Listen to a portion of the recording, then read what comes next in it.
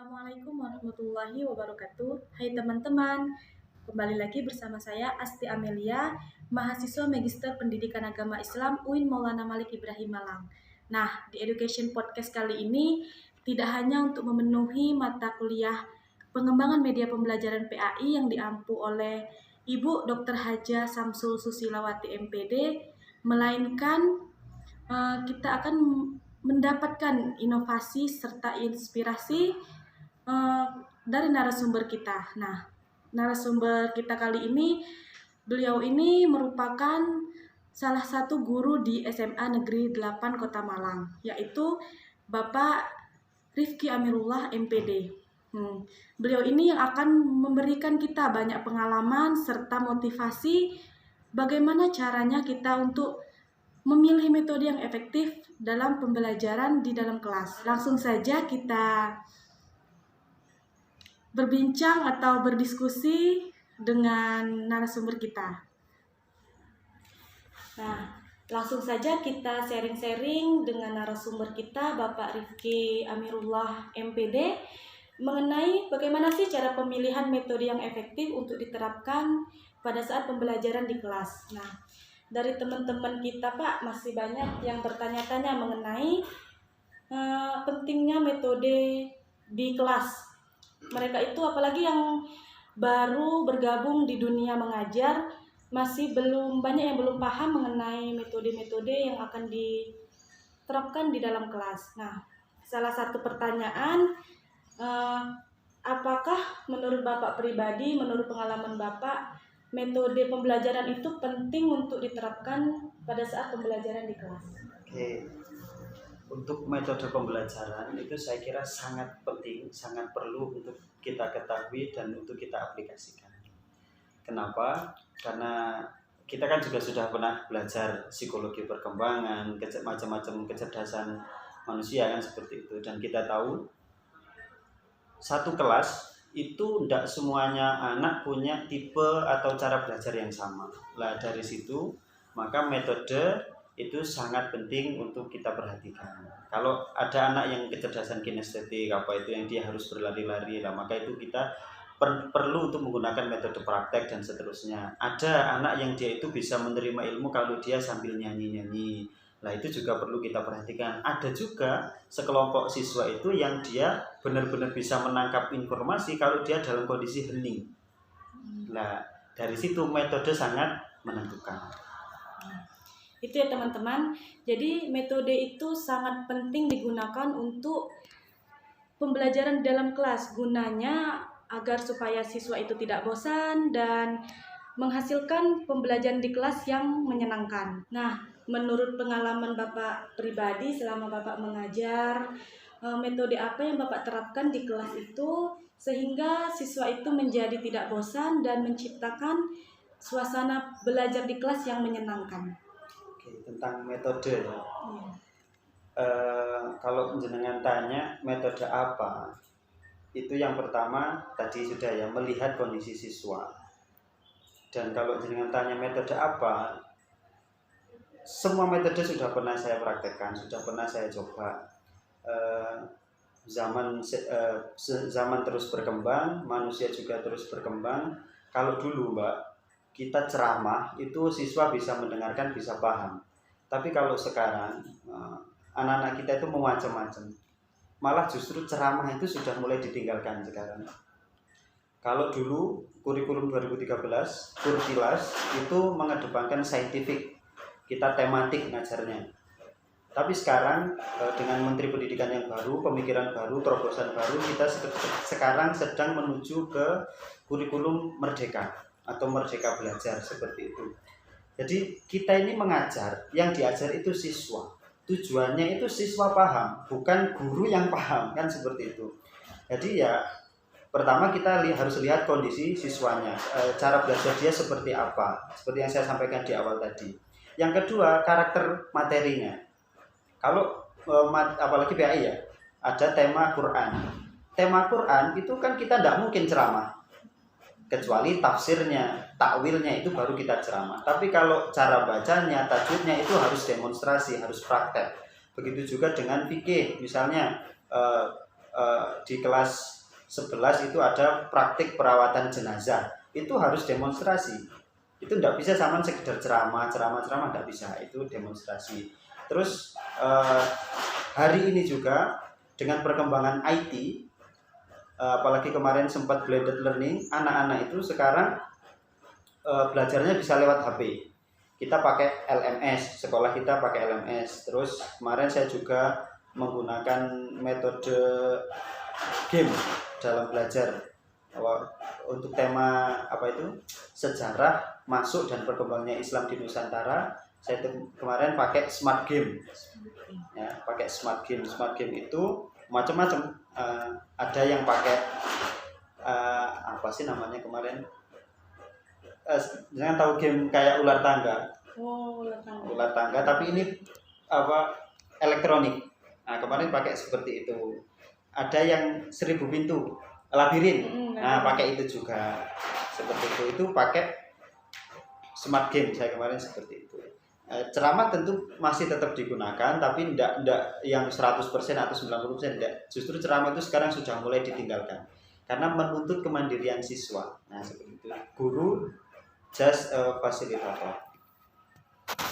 Nah, itulah teman-teman metode yang digunakan oleh narasumber kita. Tidak hanya satu metode saja ya, karena menyesuaikan materi dan menyesuaikan mata pelajaran apa yang akan kita sampaikan kepada peserta didik. Nah, kemudian pada saat Bapak menerapkan suatu metode itu, bagaimana cara Bapak merangsang perhatian peserta didik untuk memperhatikan apa yang Bapak sampaikan? Nah, jadi begini, ketika kita punya hobi, ya, misalnya Mbak, hobinya apa? Menggambar. Ketika sampean menggambar dalam rangka menjalankan hobi sampean, itu 1 jam puas? Kurang. 2 jam? Mungkin bisa jadi. Nah, ketika kita menjalankan apa-apa itu sesuai dengan hobi kita, keinginan kita, itu waktu yang lama itu terasa tidak seberapa. Nah, metode itu juga sangat penting. Kita tahu karakter siswa dulu. Siswa yang suka hobinya, mohon maaf ya, tidak bisa diam, di kelas ruangi, jalan-jalan aktif dan seterusnya. Itu sangat tidak mungkin kita ngajar, wes le, dok sampai duduk tak terangno. Wah, itu 1 menit seperti 1 jam, karena tidak sesuai dengan hobinya mereka. Tapi kalau kita tahu, oh ini karakternya seperti ini, karakternya gerak, ya sudah kita gunakan metode-metode yang merangsang mereka untuk bergerak. Seperti itu, bisa kita buat jigsaw, bisa kita buat diskusi kelompok, kita buat macam-macam yang memungkinkan dia bergerak. Nah, seperti itu. Tadi yang dia suka game, saya itu pakai smart game itu. Nah, itu akhirnya 3 jam pelajaran, 45 kali 3 itu malah tidak terasa bagi mereka. Nah, seperti itu. Jadi kita tahu dulu karakter mereka masing-masing, kita buat persepsi untuk merangsang dia supaya dia nanti ada keinginan dari dalam. Kalau sudah ada keinginan dari dalam, kemudian kita konsep seperti apa yang mereka inginkan, insya Allah 3 jam itu tidak terasa bagi mereka. Nah, itulah tadi ya teman-teman. Jadi begitu luar biasa ya narasumber kita kali ini. Beliau dapat melihat situasi dan kondisi peserta didik dan dapat merencanakan media apa yang akan digunakan untuk pembelajaran setiap pertemuannya. Nah, kemudian Pak, kan tadi Bapak telah menjelaskan bahwa di dalam satu kelas itu terdapat keberagaman dari karakteristik cara belajar siswa. Nah, bagaimana cara Bapak menyatukan perbedaan tersebut? Nah, ini yang salah satu kesulitan yang dialami hampir semua guru saya kira. Karena selama ini pengelompokan kelas itu bukan berdasarkan minat, bukan berdasarkan karakteristik cara belajar, tapi berdasarkan nilai dan peminatan. Ya, misalnya dia ingin masuk IPA, dia ingin masuk IPS, nah, itu ternyata bukan dilihat dari cara belajarnya. Nah, tapi insya Allah kurikulum Merdeka ini nanti akan disetting seperti itu. Cuma kalau tadi jenengan tanya bagaimana cara menyatukan, itu sangat sulit sekali. Yang bisa saya lakukan adalah saya selalu setiap memulai pelajaran itu saya tanyakan kepada siswa, anak-anak hari ini kita akan membahas tentang tema ini. sama mau belajar seperti apa. Saya tawarkan dulu. Meskipun ya nanti tentu yang saya ambil adalah jawaban mufakat, ya jawaban mayoritas. Meskipun dalam satu sisi tentu ada suara-suara yang tidak terdengar, ya. Tapi tetap kita harus yang mayoritas itu. Setelah kita dapat yang mayoritas, misalnya menghendaki pembelajaran seperti A, sudah kita terapkan pembelajaran seperti A. Baru untuk yang setelah ini berjalan, baru kita datangi satu persatu yang mohon maaf yang suaranya tidak terdengar tadi. Bagaimana Dok bisa paham atau ada yang bisa ditanyakan atau mau apa yang perlu dibantu dari Pak Rifki. Nah, selalu seperti itu. Jadi pesan saya untuk guru-guru yang masih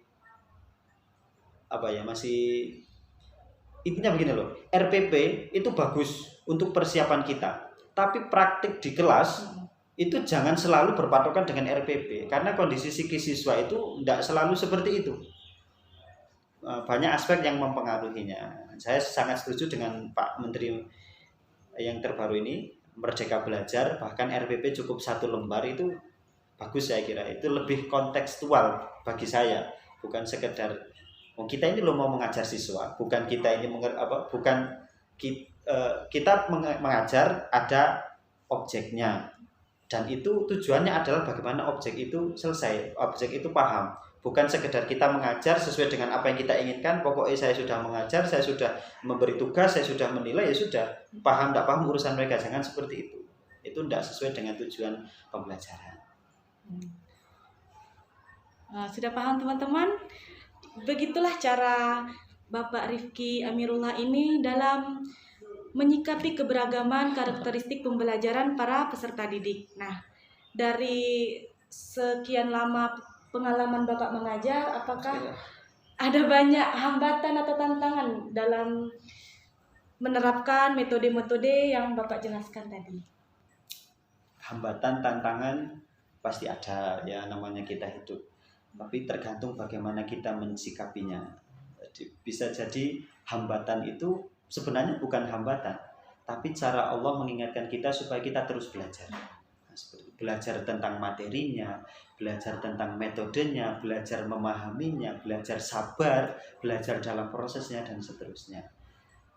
Itu Mbak. Jadi selama ini saya tidak menganggap itu sebagai hambatan ataupun tantangan yang itu justru memberhentikan saya, enggak, tapi itu saya anggap sebagai cara Allah untuk saya harus terus belajar. Saya harus terus belajar, dan bahkan sekarang saya memang sudah mengajar, tapi saya sekarang juga menempuh salah satu pelatihan Quran. Saya juga masih ngaji di pondok pesantren, terus belajar, dan saya juga sekarang masih belajar IT. Ini insya Allah ke depan saya sedang pengen mengembangkan salah satu game, pengennya saya sendiri seperti itu, tapi ya ini masih proses gitu. Jadi tantangan dan hambatan saya kira tidak ada, tapi itu adalah cara Allah untuk mengingatkan saya untuk supaya terus belajar seperti itu. Begitu ya teman-teman, Masya Allah sekali.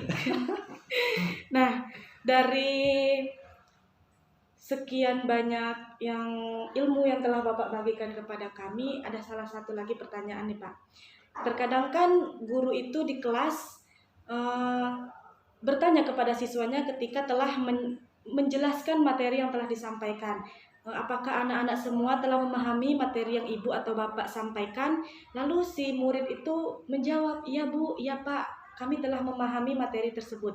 Nah, bagaimana cara bapak melihat peserta didik yang benar-benar telah memahami materi yang telah disampaikan oleh guru-gurunya? Pertanyaan itu pasti dan itu harus ada feedback. Jadi ketika kita setelah mengajar, memang kita harus memastikan anak-anak itu paham. Tapi perlu kita tahu juga, kita memastikan siswa itu paham. Lah, dari mana kita memastikan itu? Kita buat ulangan harian, kita buat semacam soal seperti itu, semacam penugasan dan seterusnya. Dari jawaban mereka kita bisa lihat, oh anak-anak ini benar-benar paham. Oh anak-anak ini sekedar menjawab soal. Oh anak-anak ini belum paham di beberapa titik tertentu lah. Itu untuk memastikan mereka paham atau tidak. Tapi Bapak Ibu, kalau misalnya jenengan berpatokan saya mengajar anak-anak harus paham, wah kewesel, capek zaman. Jadi saya pernah ikut salah satu pendapatnya Imam Ghazali dalam kitab Ihya Ulumuddin itu yang disampaikan oleh kiai saya itu seperti ini. Mengajar, tugas guru hanya mengajar, hanya menyampaikan ilmu, hanya menyampaikan kebenaran. Perkara peserta didik, siswa, santri, murid itu paham atau tidak itu bukan urusan kita. Itu hanya urusan hak prerogatif Allah Subhanahu wa taala. Tapi bukan berarti sama terus datang ke kelas ngajar, paham tidak paham urusan sampean, yang penting saya sudah melakukan. Tidak seperti itu juga. Dalam titik tertentu sampean harus benar-benar memaksimalkan. Ayo anak-anak harus paham dan seterusnya. Kalau usaha itu sudah maksimal, baru kita boleh mengutip pendapat yang itu tadi. Paham tidak paham, itu hak prerogatif Allah Subhanahu wa taala. Seperti itu. Dengan begitu, tidak teman-teman sepaneng ya. Karena kalau sampean aku ngajar, saya ngajar hari ini sampean anak-anak, sampean harus paham bahwa itu sampean seolah-olah sampean menjadi Tuhan itu. Ya kan? Benar. Karena segala ilmu, segala pengetahuan semuanya milik Allah SWT. Terima kasih ya Pak, penyampaiannya yang sangat luar biasa. Semoga apa yang telah Bapak Rifki Amirullah ini sampaikan kepada kita semua dapat bermanfaat. Amin. Nah, kemudian kami meminta satu atau beberapa motivasi dari Bapak untuk para teman-teman yang masih berproses untuk menjadi seorang pendidik. Oh, pesan. Ya, pesan atau motivasi. Motivasi apa ya? Saya itu bukan motivator ya. Jadi kalau untuk memotivasi itu sangat harus berpikir dulu. Cuma pesan saya begini, yaitu tadi sebenarnya sudah saya sampaikan. Ketika Anda sudah memilih jalan sebagai guru dan kebetulan selaras dengan ridha Allah, maka sampean akan dipermudah jalannya. Terus ketika sampean nanti menjadi guru, penting dan harus sampean tanamkan dalam diri sampean sendiri adalah guru itu apa? Sampean mau menjadi guru atau hanya sekedar mencari, mohon maaf, cuan? Karena kalau sampean mau kaya, menjadi guru itu salah. Kalau sampean mau kaya ya jadi pedagang, jadi makelar dan seterusnya, apa itu yang jual beli tanah itu untungnya cepat.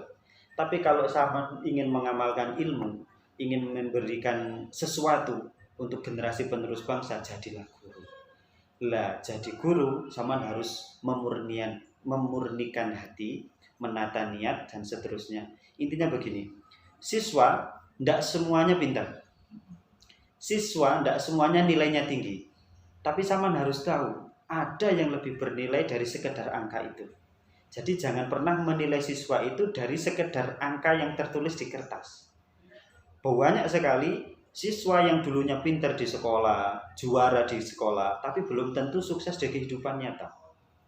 Sebaliknya, siswa yang di kelas belum tentu pintar, nilainya belum tentu tinggi, tapi di masyarakat sangat dibutuhkan. Lah di mana letak kesalahannya? Itu ada pada keberkahan ilmunya. Ilmu bisa berkah kalau terjadi dua hal. Gurunya ikhlas mendoakan, siswa juga siap menerima. Ibarat sama siswa itu gelas, guru itu adalah apa? Air. Teko yang berisi air. Ketika gelas ini tertutup, sampean akan sulit untuk menuangkannya. Jadi sampean harus bisa membuka hati siswa ini. Bagaimana caranya? Doakan setiap hari. Selain itu, sampean juga harus selain mendoakan, sampean juga apa ya? Itu tadi benar-benar menata niatnya. Ya, ingin menyampaikan kebenaran, ini adalah risalah Tuhan dan seterusnya seperti itu. Jadi sekali lagi untuk calon calon guru, jadilah guru yang sebenar-benarnya guru, bukan sekedar mencari cuan itu tadi ya. Insya Allah meskipun kita tidak kaya secara materi, tapi kita akan kaya secara hati. Meskipun kita biasa-biasa saja seperti ini, tapi insya Allah setiap nafas kita, setiap gerak langkah kita itu bernilai ibadah, bernilai pahala di sisi Allah Subhanahu wa taala. Baik. Itulah berbagai pengalaman dan ilmu serta motivasi yang diberikan oleh narasumber kita, Bapak Rifki Amirullah MPD. kepada teman-teman semua. Semoga dapat diambil manfaatnya serta diterapkan metode-metode yang telah beliau sampaikan. Saya pribadi mengucapkan terima kasih yang sebanyak-banyaknya kepada Bapak yang telah meluangkan waktu serta telah ikhlas berbagi ilmu kepada kami semua. Semoga apa yang Bapak sampaikan kepada kami dapat bermanfaat dan berpahala bagi Bapak sendiri. Amin. Baik teman-teman, itulah Education Podcast kita pada kali ini. Semoga teman-teman semua dapat mengambil pelajaran dari Education Podcast kali ini. Saya akhiri, wassalamualaikum warahmatullahi wabarakatuh. Waalaikumsalam.